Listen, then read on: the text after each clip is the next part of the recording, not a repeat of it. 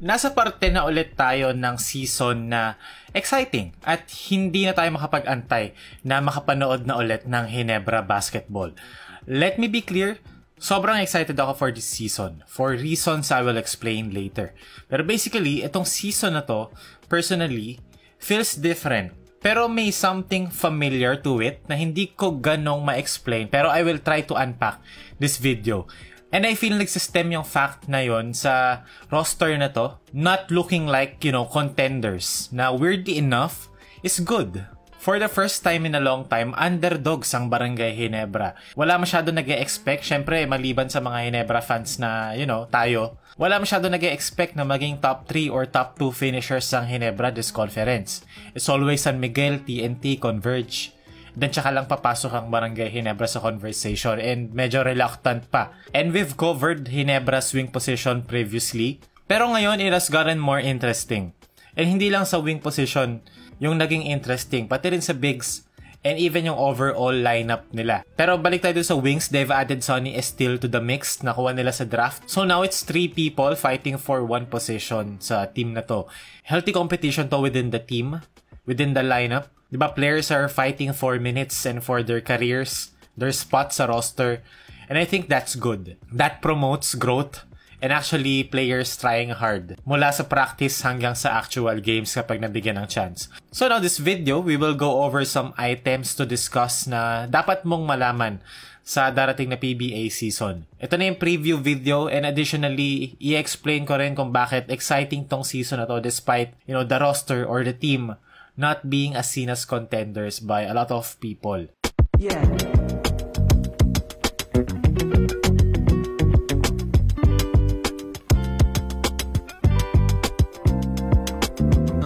So let's start first sa mga bagong players sa team. Of course, namely sila ay sina Sonny Estile, isang 6'3 wing na nakuha ng Ginebra sa draft, first round pick nila to.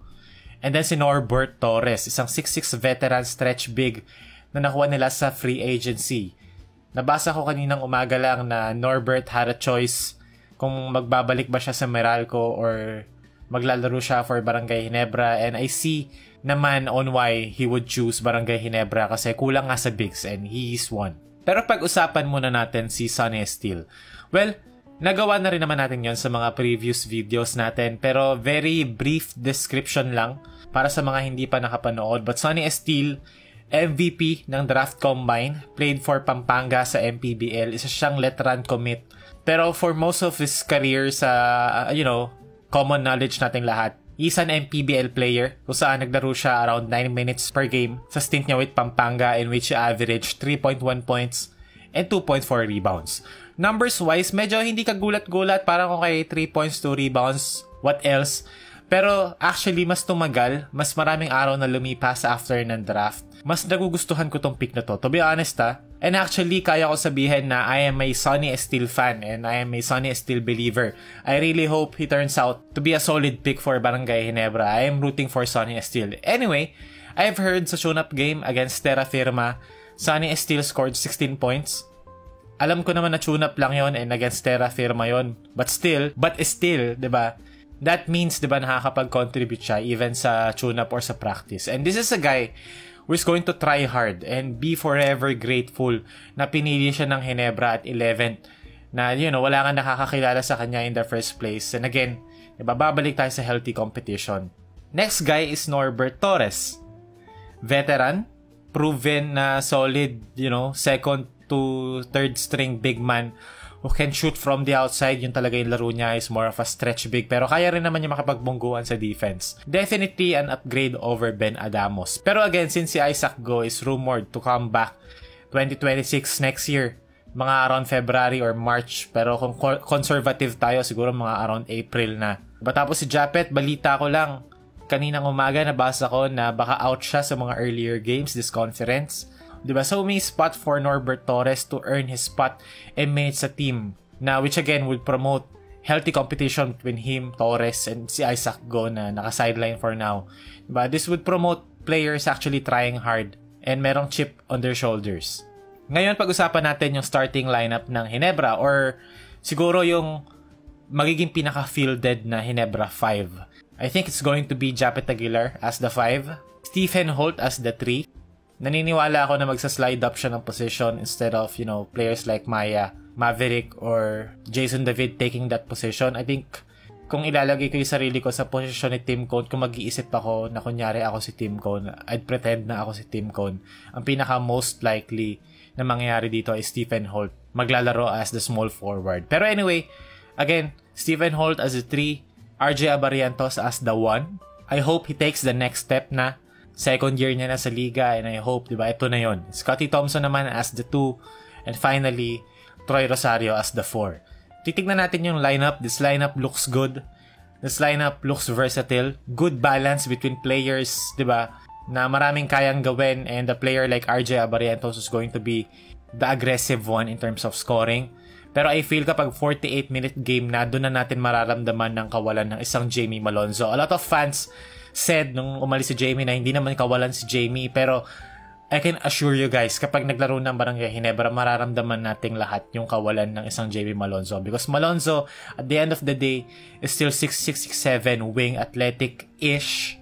Post-injury, isa pa rin yung 6'7", na at the very least can play the power forward position very effectively. And si Malonzo kasi very eager and very confident. Sometimes, yun pa nga yung weakness niya. Pero hindi kasi siya passive, and he really takes his own liberty na maging aggressive sa offense and not rely too much sa execution ng offense, na kapag nagiging stagnant ang Ginebra, nagiging mahalaga yung ganun. Kita natin yun ng Game 7 and even some games against TNT ng finals, na yung aggressiveness ni Malonzo nag-pay off para sa team. Pero again, since wala na si Jamie, move on na tayo, merong gap sa bench unit ng Ginebra, especially sa wing position. And nakaka-excite ulit isipin yung fact na merong players that could become revelations. Naalala natin si Prince Sanity, Caperal, Ginebra GOAT, na out of nowhere, free agency signing lang din yata yun. And then, naging factor siya off the bench, and nung pandemic nga, isa pa sa mga most improved players nung panahon na yon. Si Raymond Aguilar also had a revelation game. Rob Labagala nung dati. From a practice player, bigla naging solid bench guy. Even started some games for Ginebra. Mac Baracael, former Gilas, Batang Gilas standout. Gilas cadet standout na medyo rocky start sa career. Pero pagdating sa Ginebra, kay Coach Alchua playing alongside Chris Ellis, bigla naging revelation si Mac Baracael. Siya yung parang naging sumunod sa linya ng mga Ronald Tubid, John Wilson, tapos sumunod Mac Baracael. Yung mga ganong tipong players ba. And now, you see their lineup. Jason David, Sonny Estil, Jeremiah Gray, Norbert Torres, to some extent si RJ Abarientos, These guys, may gustong patunayan to and gustong i-prove yung kakayahan nila na they belong to this team and this league, and they deserve minutes. Dati kasi malakas lineup ng Ginebra, So yung players, yung numbers and yung performance nila would decline kasi it averages out din naman sa usual output ng Barangay Ginebra. And now, since medyo manipis yung roster, it is very refreshing na maramdaman na excited tayo makakita ng players na mag-improve or mag-step up ng games nila. And again, for the first time in a long time, kasi underdogs ang Ginebra. I've seen a post somewhere, pero may nakita akong post si Jeremiah Gray daw, when you suddenly become important at work. And ang gusto ko lang naman sabihin, do you guys really think Jeremiah Gray is not dying to finally have the chance na i-redeem yung sarili niya?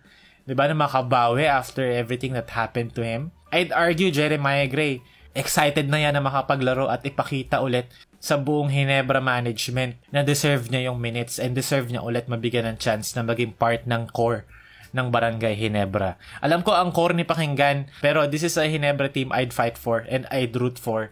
This is a Ginebra team na ipaglalaban ko hanggang dulo ng conference, kasi for the first time in a long time, this team feels like a Ginebra team and not, a San Miguel rip-off na sobrang talented, mag-average out, to their usual output, and madidisappoint tayo kasi bakit ganito lang. And I'd admit, ako din, ganun din naman yung reaction ko to the previous teams. Pero after, thinking ilang araw, ilang weeks na walang Ginebra, and after contemplating about the state of the roster or the state of this team, I am really excited. I am looking forward to watch this team and root for the players, especially yung mga, underdog sa team na to, literally. Like sila Jason David, sila Jeremiah Gray. And yun yung exciting about it kasi hindi natin alam kung anong makikita natin sa Ginebra. And there's a possibility that they play above the expectations, which would be, amazing.